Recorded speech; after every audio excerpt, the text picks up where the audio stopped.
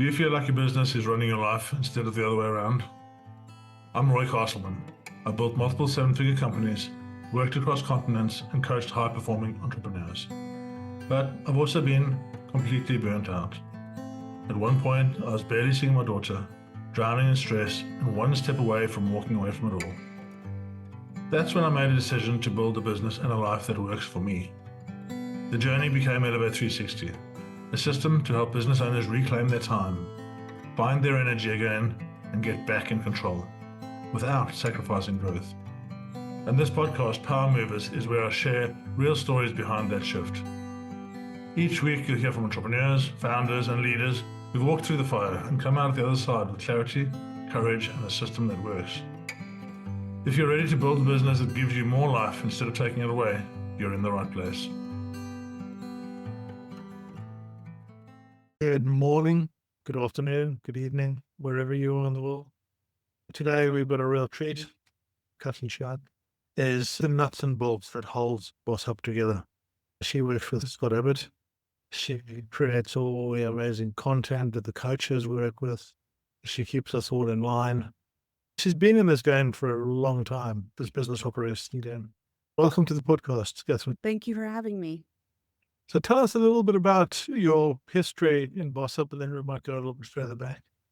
BOS UP started, I think we're going on 3 or 4 years now. We started a few years ago, and it was the brainchild of Scott. Scott and my father worked together for 30 plus years, and they were looking for somebody who could handle the educational side of things, and pulled me in, tapped me in for that. It grew from there. So I took Scott's old decks and all of his materials and ran with it. And the great thing about Scott is he lets me do whatever I want. So I have full creativity from the get-go. I've had full creativity and can do essentially whatever I want with it. And I took that, started with the deck, and grew it to where it is now. And so I think we have 7 guidebooks and decks ranging from beginner level to advanced level, and an entire community, courses, everything. So What an amazing opportunity. That touches on delegation, right?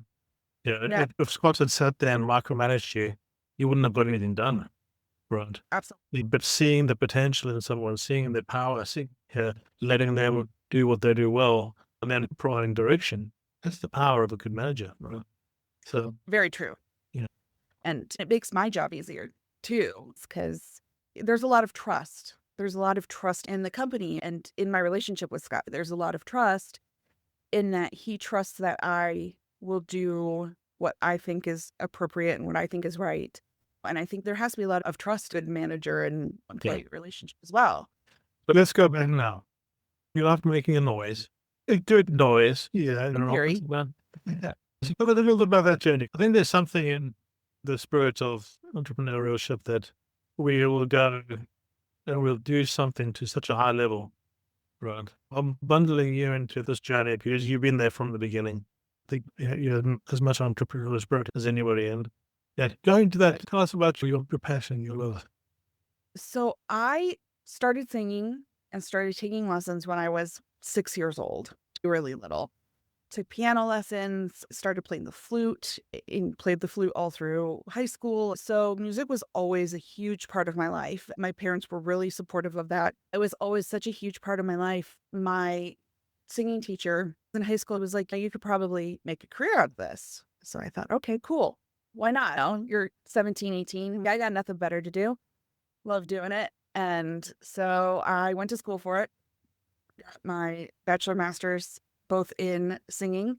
From there, the career path for an opera singer is to go from school into training programs, young artist programs. And so I was able to start apprenticing, which in the opera world is a lot of understudying and chorus work, right? Because they're using the young artists for dual purpose. So I did a lot of that all around the US. And then I did my fair number of competitions and all of that stuff. So from all the metrics, I was very very successful, right? And starting the potentially to launch a pretty decent career. About 2018, all simultaneously to singing because you're doing gig work. So it's not necessarily a full-time position. So I would sing, I would be away doing a show or doing a program for 6 to 10 weeks. And then I would come back and I would work retail. I had a decent position where they would let me go away for 6 to 10 weeks and then come back. There's some security there. Anyway, about 2018, I just got really sick of working the retail part and I started teaching. I started teaching music. I started teaching singing and a little bit of piano. I'm not the greatest pianist, but for a beginner, I know enough. I started teaching and I truthfully fell in love with teaching. Singing is fun. It's great. It's lovely. But there was something about seeing my students succeed and improve and bloom. It's an incredible feeling to know that you have mentored and worked with somebody. It's almost like taking a lump of clay and turning it into a beautiful piece of pottery. And so that's where my path took me. I was talking to my husband about this a few weeks ago, and he said, since he's known me, and we've been married for almost 10 years now, I've always been learning. I'm the type of person who's always learning. I'm always learning. I just love education. He said, if there was a kind of distinguishing trait for you, it would just be learning. It'd be education. So it kind of... That's an entrepreneurial trait I see almost everywhere. Yeah. For myself, I've every single day I'm learning something. And if I'm not learning something, then I'm depressed and out a bit. I'm like, what's the next one? But it's one of the things you have to watch out for, right? Yeah. I spent 3 years in AI now, and I learned about 500 different tools in AI. Wow. Yeah. When I stopped and said, okay, actually, what's going to move the needle for me? Stop learning the tools. Stop playing with tools all the time. Stop trying to, this whole concept that AI is going to do 90% of the work for you. And it never is. It's only ever going to be a 60% tool. But when you put it in properly and you use it properly and you remain the architect, you can work out what the problem is and fix the problem, find the right tool to fix the problem. We don't get caught by shiny shit. I call it shiny shit. I have shiny shititis. I don't know, I'm going to test all the cool new toys. We talk about this in the community. But is it going to take me towards my vision? Is it going to take me towards my goals? Applying this all on that basis. I think that is something that a lot of entrepreneurs have. The new, greatest, cool thing. With my background, I lived in a world for 30 years where I essentially was performing old stuff too. So I don't necessarily, it's attractive, but I feel like my background and training has let me sever that a little bit. So I'm not quite as, something new. I get excited, but there's a little bit more parsing through of things. So now you're coming to this BOS UP world of ours, and you must have seen some astounding stories of transformation through that period.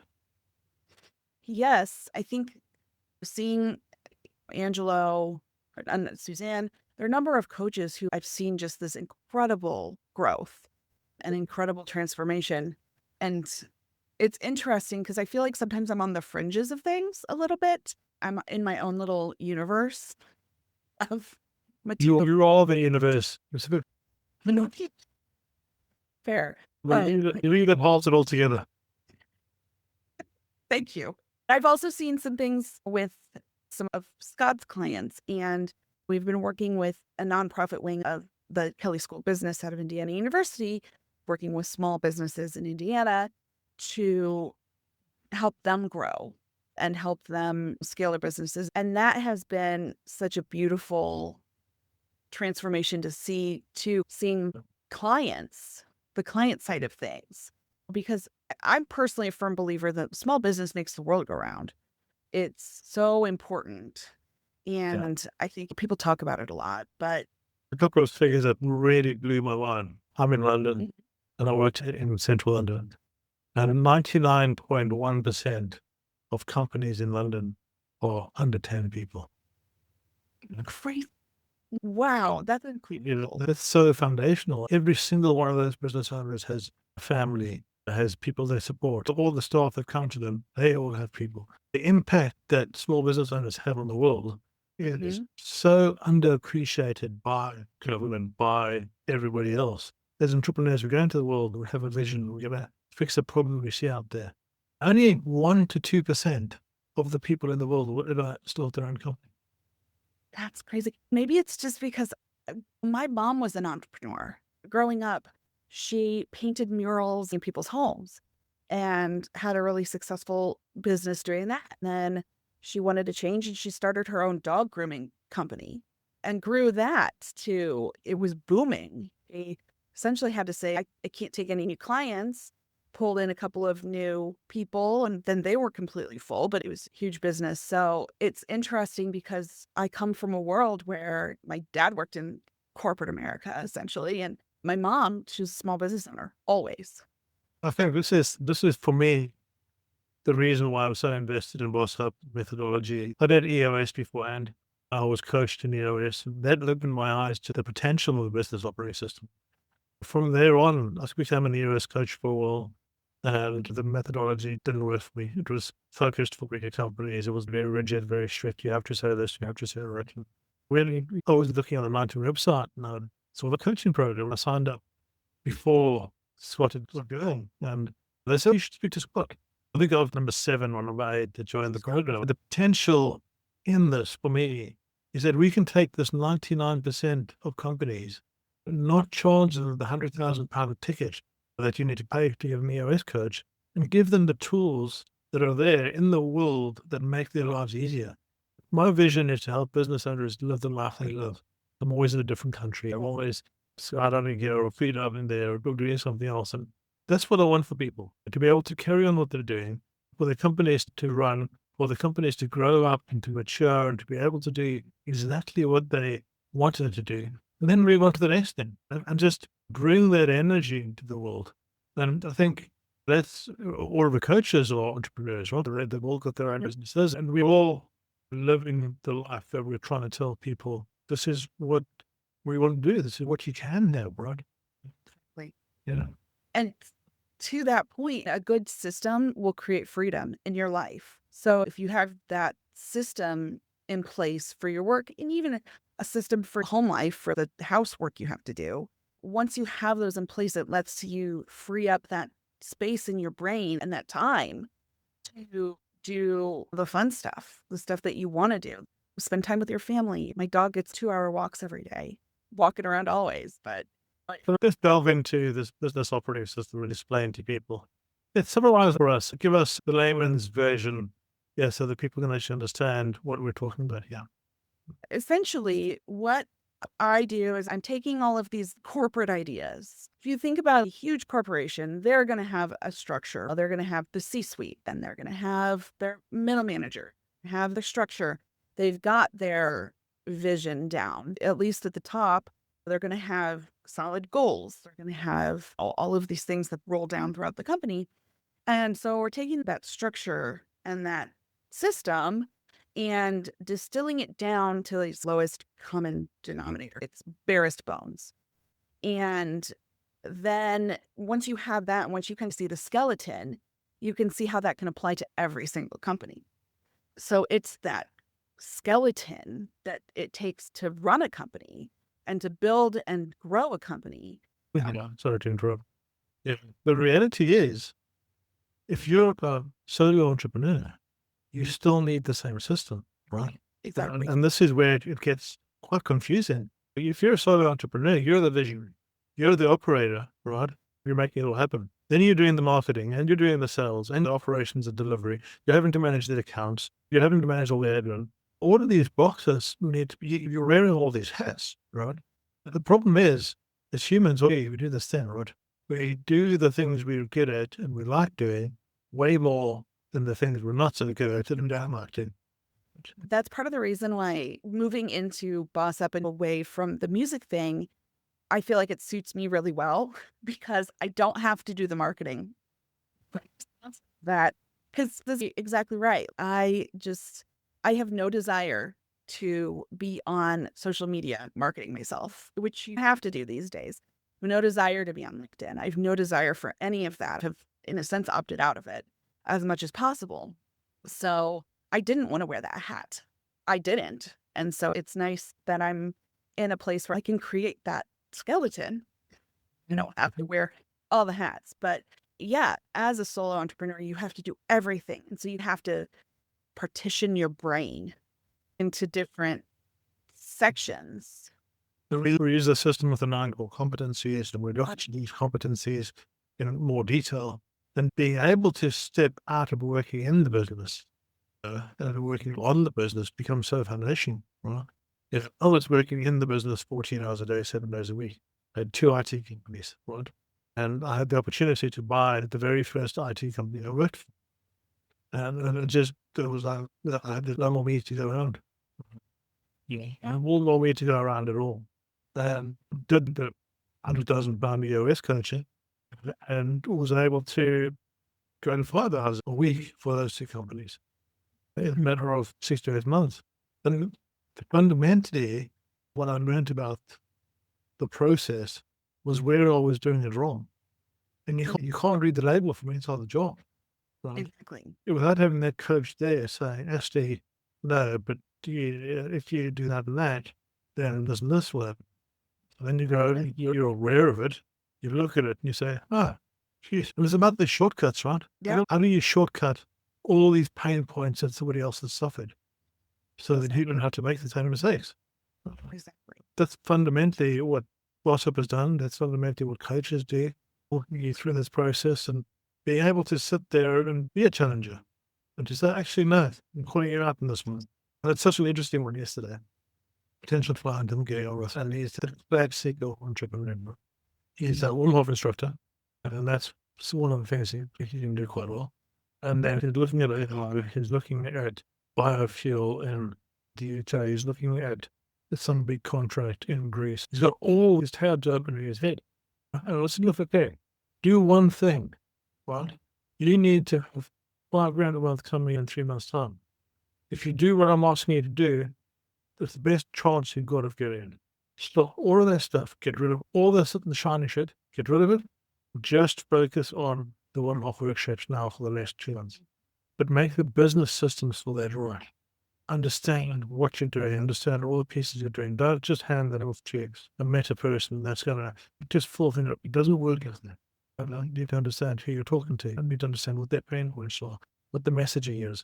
You need to understand all of these things, put it into place. And it took me about 45 minutes to get through to him for him to say, okay, yeah. If he can follow up 2 workshops a weekend, so if he can have 20 people on 2 workshops a weekend, he can make you 10 million a month. Yeah. When we had another conversation, I was like, okay, so how are you going to pull those up? Pay mention. I don't remember. How many people are on your WhatsApp? What if you asked every one of those people, if you called them up and you said, hey, I need you to do me a photo. People love doing a photo, right? Yeah, I'm much more reciprocal. I'm trying to find people that have this problem. Do you know 3 people? Yeah. I said, if you called every single person on your phone and you asked them that, how many did you get? Oh, loads. Then you don't have to pay the meta person. You don't have to pay the ad costs. You don't have to go for the cold marketing. You can go for the warm or the hot marketing and get that done. And it's a lot easier for me to sit on the outside and do this because I've made so many mistakes. I spend £250,000 on Facebook to make 30,000 more. Right? Yeah, I've spent the money. I've come through these pains and hopefully a little bit wiser. I know that, like you were talking about before, you see the light coming from somebody's eyes and you're like, yeah, they get it. And then they go and test it. It works. And they get really excited. Yeah. And then they go off another way. So let's pivot it. And let's talk about the biggest subject in the world right now. AI, right? Yeah. AI. And I want to talk about the difference between perception and reality. I speak to 10 people in a day. 7 of them will say, yeah, I'm using AI. 3 of them will say, no, it's going to steal all my information. But the reality we live in right now is that everything steals. Your phone steals all your information. Talk about something and suddenly you start seeing meta ads for the same. Time and time again. We haven't connected the dots yet. your Siri, your Alexa, all these things collect information, with slides and a tangent. But as we go through this, we think about AI do things in a 90% way, right? We think about AI, we go to ChatGPT, I want it to do everything. So we tell us something, and it basically gives us bad rubbish. Yeah. What do you think the journey of mastery is? Unconscious incompetence, unconscious competence, conscious incompetence, conscious competence. What is that journey? I know you've been using AI. Yeah. Yeah. What's that been for you? So for me, I also trained AI for a little bit. So, and that was a whole different interesting world, right? So I would say it was early adopter, especially since I was helping to train it. And I did a lot of fact checking. That was my favorite task to do. And through that, I learned what makes a good prompt, how you're going to get the structure you want. But for me, it's about having a very clear conversation, knowing full and not necessarily having a conversation with a human being, but I need to be clear in my intentions. I need to communicate my intentions clearly for the AI to give me what I am looking for, right?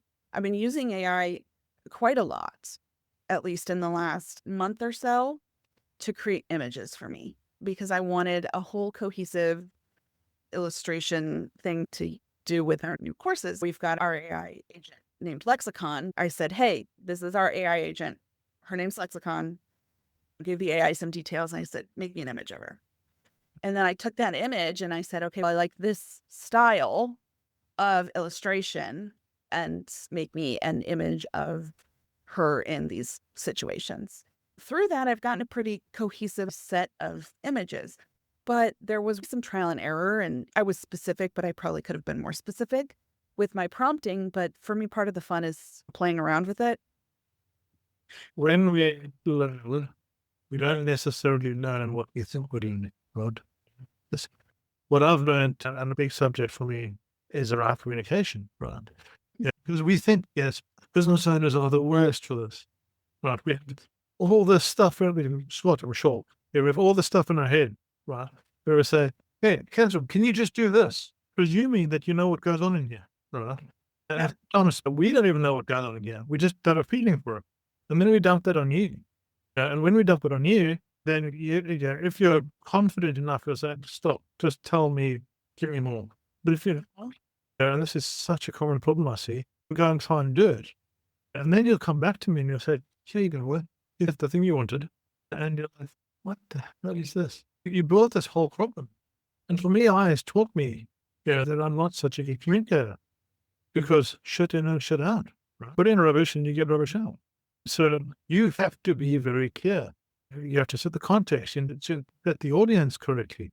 What are your requirements? What are your expectations? This care framework that really teaches you every time that something bad comes out. Yeah, it was probably you because there's no one else to get all the intelligence in the world and you're not right. For me, that's really been a formative thing. Yeah, and on that subject too, I've had to learn how to be a very clear communicator as far as teaching goes, right? Yep. Because that is what teaching has taught me. It's like, how do you explain harmony to a 5-year-old? You asked ChatGPT. But it's just one of those things where it's like you have to learn to communicate with other people. When I'm working with AI, I treat it almost like I'm having a conversation with somebody who I'm working with. I'll give it a role. One of the most important things you can do is give your AI a role. I need you to be a marketing expert. I need you to pretend to be one of our coaches. What are you going to see from this? Tell me, what are you going to take from this? I do a lot of that too. I want the AI to pick apart what I'm saying. I call it the yes, bro. If you go through life and you're like, oh, I've got this great idea, and I'm going to go up and I'm going to do this over there. They'll say, yeah, boy, that's a great idea. But when you then turn around and you say, okay, now I want you to be a critical thinking partner, and I want you to analyze that for the opportunities of this, then you get a different answer. Right? And I think the point I started with is the gap between what's possible and what people are doing. So you've got these 7 people that are saying, yeah, I'm using AI. And almost without fail, when I dig into it, they're using AI to help them write emails. You do it smart.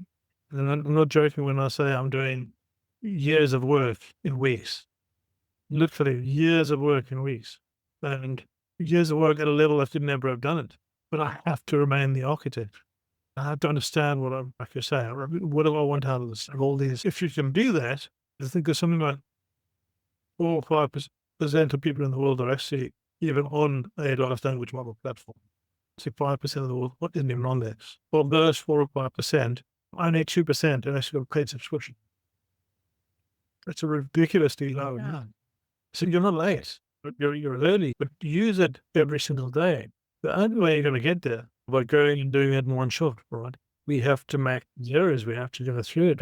And the sooner you get in that letter, the sooner you're actually going to be able to understand where to use it and how to use it and what you need for.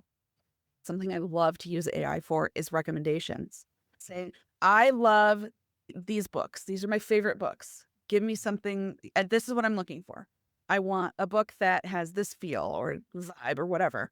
And give me some options. And I will tell you, when I've done that for a handful of things, AI is spot on.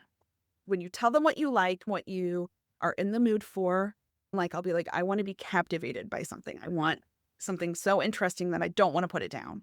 And it's interesting using it in a completely different use case, right? I've done something recently, and myself and my partner, Laura, we get traveling a lot. And she said to me, well, we go and see certain sites, we go and see historical sites. And I'm from South Africa, we don't have much history. She's in the US, you guys don't have much history. When you go and see something that's old, it's always quite deep. And she said to me, it'd be so cool if we could have a sacred sites app where, as you're driving down the road, you can search for what's happened in this area. What are the mystical things? What are the UFO sightings? What are the... And about a year ago, I had a vibe coding app that I was playing with, and she was taking me to the airport. And I literally built the app, version 1, in the car. Right. Since then, it's been a whole journey to get there. Now we're getting closer to the real launch version.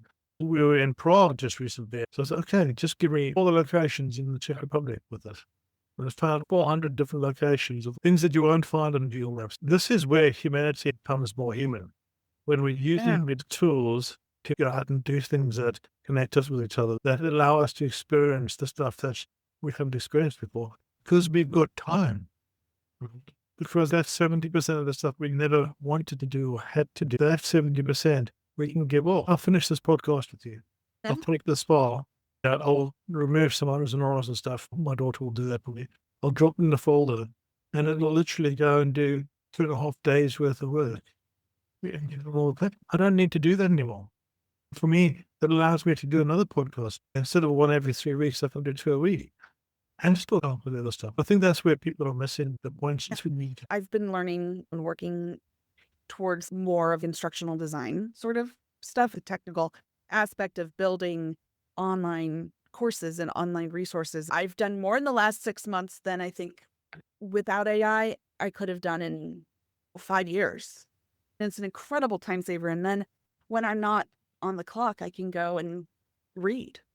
Well, my vision is that you have a 10-person company, and that 10-person company, if you can 10x their output with the business operating system, with the AI understanding of what's possible, and you can have those 10 people doing 4 hours a day, and that 4 hours is all about connecting with other humans. You can really bring the human back. That company is going to stand out so much more than any company that's just saying, oh, let AI do it all. Yeah. And I think you hit the nail on the head with the human part of things, right? It's so important. And I think the conversation around AI to this point has been a lot of like, how can it create more efficiency? How can it almost replacing workers or replacing jobs with AI? And I don't personally see it that way at all. It can make the people more efficient so that they can have a better quality of life. For me, that's what it's all about, is helping people have a better quality of life. Because we only have the one life. Do what you love doing. And on that note, I want you to think about, let's go back to BOS. If you were to give me one of the foundational things that you ran through this process with BOS UP, and you were to think of what's made the biggest change in the clients' lives, what would that be? I think it's structure. I think it's having those structural elements so you don't have to think about them. Having those foundational elements so you don't have to think about them. For you guys as coaches, helping you with that aspect of things, right? You don't have to go out and build your own system. I've done that for you. And thank you for You're welcome. But it saves you time. It saves Yeah. you brain power. And I just think I'm going to come back to that again and again. Structure creates freedom. love it. What a wonderful way to end.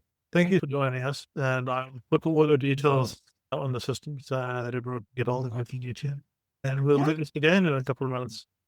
Sounds good. Thanks, Roy. Okay. Thanks for listening to Power Movers, the podcast from All the Power, where our mission is to help business owners reclaim their time, reset their energy, and live the life they love. If this episode sparked something for you, your next step is simple. Take the fit check at allthepower.co.uk. It's a short clarity tool that helps you see where you are, what's getting in the way, and what might be possible if you have the right system. When you're ready, come and join the tribe. Power Movers start with our signature framework called Elevate 360, a system built to help you escape survival mode, create structure, and move forward with power.